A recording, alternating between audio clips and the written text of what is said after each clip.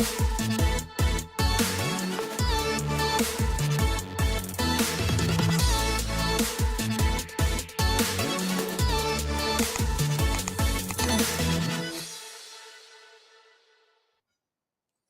right, good evening. Welcome to another exciting, powerful episode of Give Me the Mic. Super excited today. I have one of my first kind of friends in the legal experience today. And I think you're going to be excited to meet Chelsea Lewis. He's a distinguished civil rights attorney, employment trial attorney, and president of one of my favorite bar associations, the TJ Reddick Bar Association. She's also a devoted wife, proud mother, and dedicated sorority sister of Alpha Kappa Alpha. And she has built a career on courage, compassion, and relentless pursuit of justice. After a commercial break, we're going to dive right in with Chelsea Lewis, Esquire.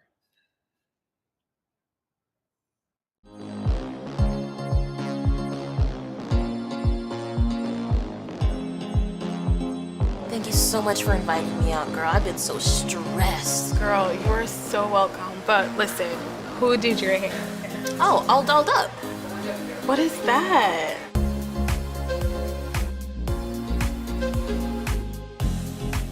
All Dolled Up is a series of stores and salons all throughout South Florida.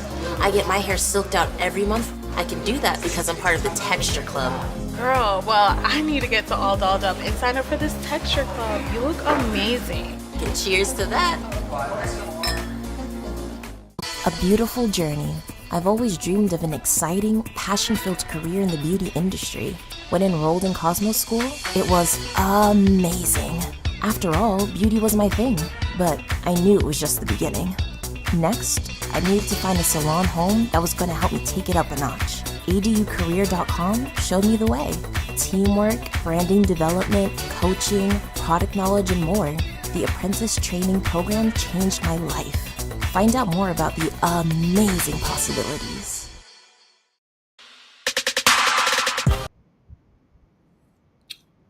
All right. Chelsea, good evening. Happy, I guess we're belated Turkey Day. We're ready to get back on the grind.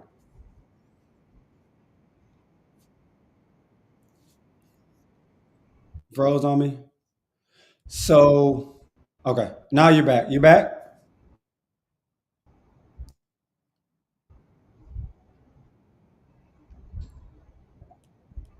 I hope so. I hear you now. Can you hear me? Can you? Can you hear I me? can hear you. Okay. So, welcome back. Can you hear me? Yes. All right. So, welcome back. Thanks so much. Thank you, thank you. Thank Um, you for having me. you're welcome. So, before the titles, let's get right into it.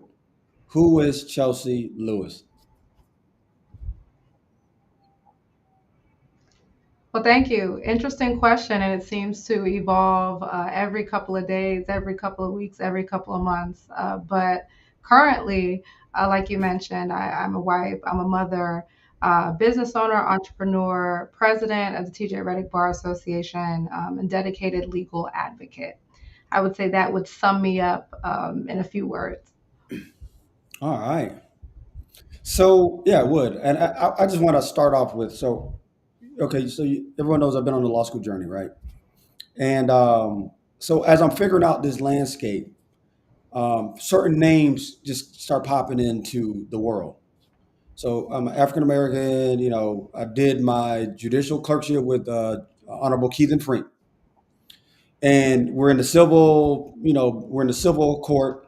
So we're looking at all these cases come across, and then I'm asking them who does what, who's the best, who's doing this, how if I want to be a really good practitioner of law, like who should I be like talking to, who should I interact with, and uh, your name popped up multiple times, and even to a point where he was like, this girl is she's a pit bull, she's a go getter in the space, and I was like, wow, this is very interesting, and to finally meet you, I guess I think I heard that first before I knew your husband, but like. how did you get that reputation? Like, what shaped you to become that type of reputation and advocate?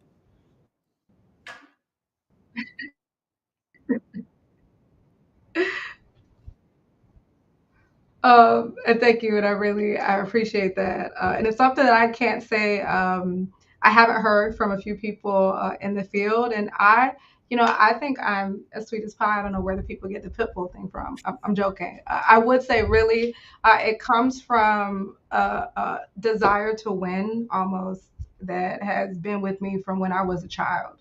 If I wanted to do something, I have a distinct memory of being like in kindergarten, and they had people that were signing up to be the safety patrol. Like I really wanted to be safety patrol for whatever reason.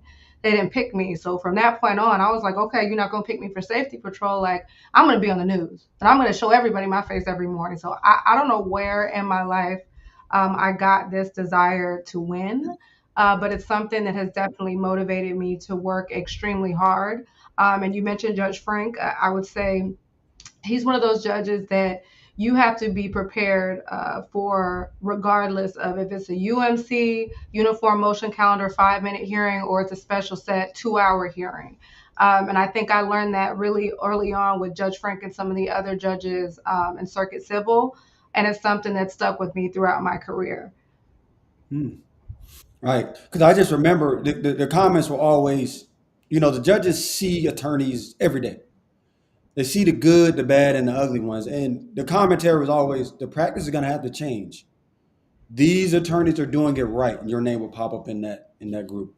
And then I can just observe in my observatory role the attorneys that are not doing it right. And I was like, okay, I want to be like a Chelsea.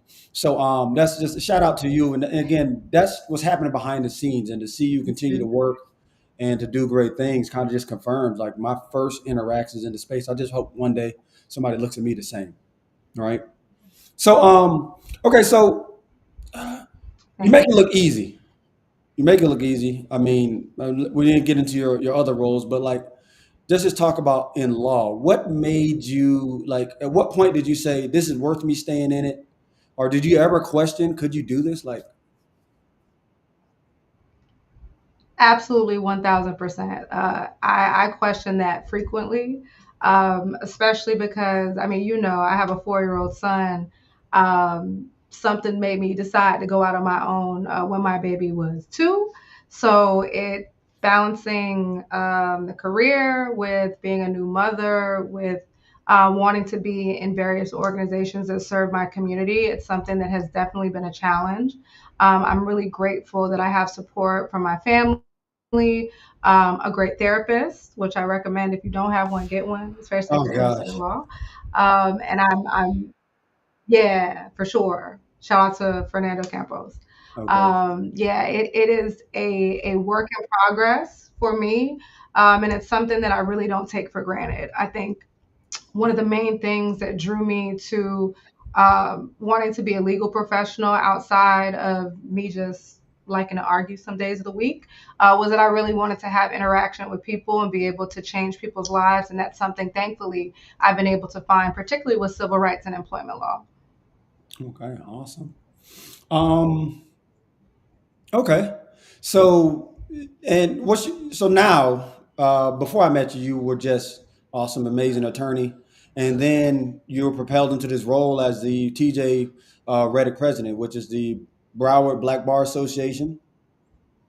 Can you speak to kind of how you landed there? Sure. So I actually did my graduate degree, my JD at Boston University. I had never been to Boston before. I grew up in South Florida, but hey, they gave me a scholarship, so that's where I went. I always knew I wanted to return back to South Florida, but when I came back, I realized I really didn't have strong connections in the legal community because most of the people went to law schools in the surrounding area, were members of their BOSA chapters, and so already sort of had a connection and a network. So for me, I joined TJ Reddick really to sort of find community in other Black lawyers in South Florida. And From the moment I joined the organization, I knew I wanted to be a part of it outside of being just a member. For those who don't know, we are the largest Black Bar Association in Broward. Our focus is really on ensuring that there continues to be diversity in the legal field to support our young attorneys, to make sure that we're getting good information from our seasoned attorneys, and really to use our impact as attorneys to have a positive effect on our community. So through TJ Reddick, I was able to make those connections. I was able to meet those people, and saw that there was a need for leaders to step up so we could continue the mission of our founders. All right, TJ Reddick is phenomenal. I mean, like, oh, so I want to give you a shout out, Bridging the Gap. I heard how it evolved, and you made that happen. I will. I guess I can give credit because I followed instructions. I ran up on Mr. Calloway, Excellent. and I said, Excellent. "Hey, we're bridging the gap, and we have a coffee date. I think 2 weeks from now. So I'll let you know how that goes." Awesome. But the Awesome. gap was bridged. So great, great That's what event. it's all about. Yeah, I mean, and it's in that community. Every time you go to one of those events, I mean, I haven't been to any one event that was not just phenomenal, encouraging, empowering, and really like a community. So I'm like very impressed with what I'm observing in TJ Reddick and also Wilkie D and some of the other bar associations. So Well, we appreciate you for showing. I'm always, I was surprised. I'm like, I tell my wife all the time, I'm like, man, when you go there, there's only about six, five, like three or four students, and I'd be one of them, and I'd be like, man, it's like a smart. You can have everyone. Nobody's here. I can go hang out and pick, talk to anybody. And I always Yeah. bring somebody from the Boston chapter to it, and they're just the same thing, making connections. So that was an amazing personal experience that I've had with that org. So I'm definitely gonna keep up my activity when I cross over. Okay, let's talk about Black law students quickly. Like, what are the biggest gaps you're seeing happening now from when you were in law school to like now? Or do you see any gaps? Or I mean, I would say the biggest change or biggest thing that I'm hearing about is sort of the advent of AI and how that is sort of changing the dynamic for younger students. Um, it feels like I went to law school decades ago, and there was no AI, there was no we just put a couple of prompts in the computer and something spits out. So I know some things that I've heard in conversations with judges and just conversations with other attorneys. It's like, how is that going to impact work ethic? It's already been slipping. But now, what are we going to do when people are having their briefs just be completely created Mhm. by Chat GPT?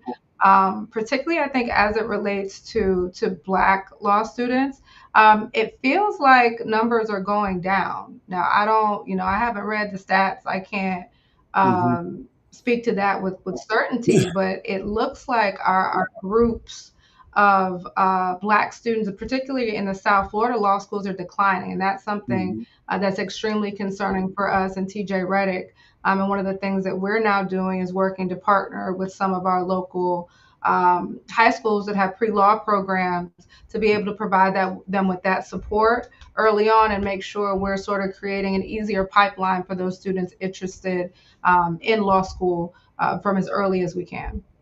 Awesome. So I need to offline. I need to connect you because I was the president of Palermo at St. Thomas. You did an amazing keynote for us last year. So we needed to definitely hand over some more information. As I hand that organization over, I want us to kind of get back over there because if the numbers are going down, it requires our community to step up and fill in those gaps. So I'm interested in that as Absolutely. well. Hmm. So Absolutely. like Chelsea, the person, what brings you joy outside of the courtroom? Oh goodness, Chelsea the person, take me on somebody's trip, put me on a plane, put me on a beach, put me somewhere with my family, and it is like the time of my life. Outside of that, I really, truly get enjoyment out of working with the community, like service projects. Something that I have obviously through my involvement in Alpha Kappa Alpha throughout undergrad now today. It's really awesome when we get together and do things to support the community. I know we just In October, I had a domestic violence drive where we collected, thousands of dollars worth of goods to provide to women in distress in Broward. We've collected supplies for those who are affected by Hurricane Melissa. We have our Adopt a Family sort of flagship holiday program coming up in December where we'll be supporting families in the community. Shameless plug. So for me, it's really being able to relax those few moments that I get of relaxation, and then being able to serve my community. Awesome. Okay. Um, let's talk about some court action. So now, I've been talking to some of the friends about you've been getting some really good activity in cases. Do you have a favorite case or memorable moment that you could share with like us as on the legal side? Like, what's your favorite case or outcome? Okay. We can talk. So it's so hard to pick a favorite case. I think probably my most memorable was Neely versus Warner Music. It was a case that made its way all the way up to the United States Supreme Court. Mhm. And we actually prevailed on behalf of Mr. Neely. Strangely enough, and you'll figure this out, I think once you pass that bar, which you will, um, sometimes you get cases that come across your desk that have absolutely nothing to do with your practice area. This happened to be a copyright case, which I really didn't know much about. But of course, had a client who really had a tough road, was litigating his case pro se, was finally able to find some attorneys to help out with it. And this gentleman actually was one of the first record producers in South Florida, worked with Uncle Luke, had his own distribution label way, way back in the day. And he had songs that are, sampled by Kendrick Lamar, and really that was not getting any compensation for his music.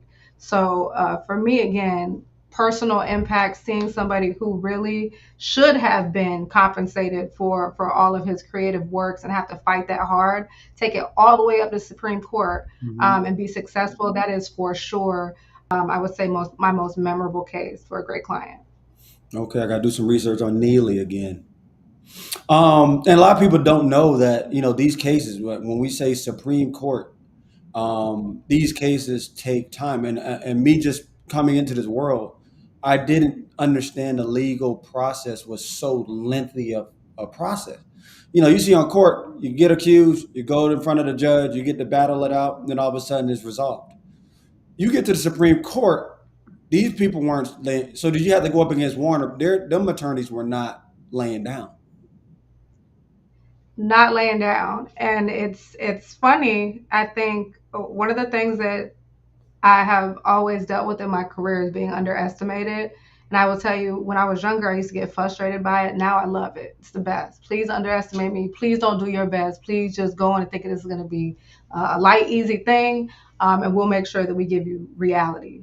But in this case, it was interesting because their desire to want to take it to the mat led them to get a really bad presidential decision that's going to affect copyright music now in Wow. perpetuity. They were trying to suggest that there was a limitation on damages, that, my client was only able to go back a 3-year period of time, which had absolutely nothing to No do. president in that. It's nowhere in the Copyright Act. Not sure, but that was what they were going to take to the mat. And thankfully, the Supreme Court and the 11th Circuit sided with us. And as a result, now creators have the ability to go back from the point of infringement as long as they file a timely copyright claim. So it's funny, y'all wanted to take us to the mat, and now look what you've done for creators. I Thanks. can't wait. Oh, there it is right there. There you go. Your body of work coming together. Wow. Chelsea. Okay. Yeah. So we're going to go into a little interesting, fast, fun segment. I know this, we're giving you, Mike, we only have 30 minutes. We know you're super busy. I know Monday's coming up, so I can imagine calendars Oh super yeah. loaded. So in this one, it's just going to be fast and fun. I'm just going to ask you, I'm going to make a statement, one quick answer. Don't overthink it. Give us, to know more about you. And in the chat, somebody asked, are you running for office anytime soon? Do we need to start getting a campaign situation together yet? I wish I had the time to run for office. I mean, if I could sort of drill down my practice a bit, I would absolutely be interested in running for office. And I think the Okay. people need people in office who really do care about the community. Yes. Okay. All right. So let's get it started. First question: coffee or tea before a big hearing? Tea. Tea. Okay. You from the islands? No, but I Okay. think if I drank coffee, I would really probably lose my mind. I'm Okay. already running too fast for Tea. coffee. Okay. Good. All right. A song that gets you in your trial mindset. Ooh, trial mindset. This is like PG. I don't want to tell the people too much about me. No. um, So you think you I mean, violating the honestly, rule? it might be something. It might be something off of Cardi B's new album because Cardi B. that has Okay. been That's all right. Okay. that has been motivating the last couple of weeks. All right. Go-to advice for young law students. Find great mentors, as many as you can. Okay. Most underrated lawyer skill. Most underrated lawyer skill: performance with minimal hours of sleep. Oof. Oh, damn. That's what I'm up. That's what I'm about to get into. I need sleep. Okay. It's Um. insane. Okay. Favorite comfort food after a draining day. Favorite comfort food? I love sushi. Sushi. I would Okay. say the baby roll, Okay. spicy mayo eel sauce. That makes me happy. Oh, classic. Okay. One word captures your legal style. Ooh, Pitbull. Pitbull. Yeah, that's what I heard. That's what they say. You go. Pitbull. Um. And best lesson motherhood has taught you about leadership. Ooh, patience. Patience. Patience, patience, patience. Okay. And Chelsea, thank you for being a part of Give Me the Mic. Just for our fans, thank you for learning more about us. We're going to market and promote this so you get to learn more about what she's doing in civil rights and employment labor law. Thank you for pouring into us as an attorney, as a leader, mother, sister, wife. We want to remind everybody that this program here supports our HITS initiative, which is Hair in the Spirit. It invests directly into student mentorship, opportunities for the next generation of advocates. And if this conversation inspired you, we're going to drop a link. Just go in and send a donation. Every contribution helps change a student's life. And of course, we'll be partnering and working in perpetuity with TJ Reddick under your leadership, Chelsea, and want to thank you. And now, guys, the mic is on you.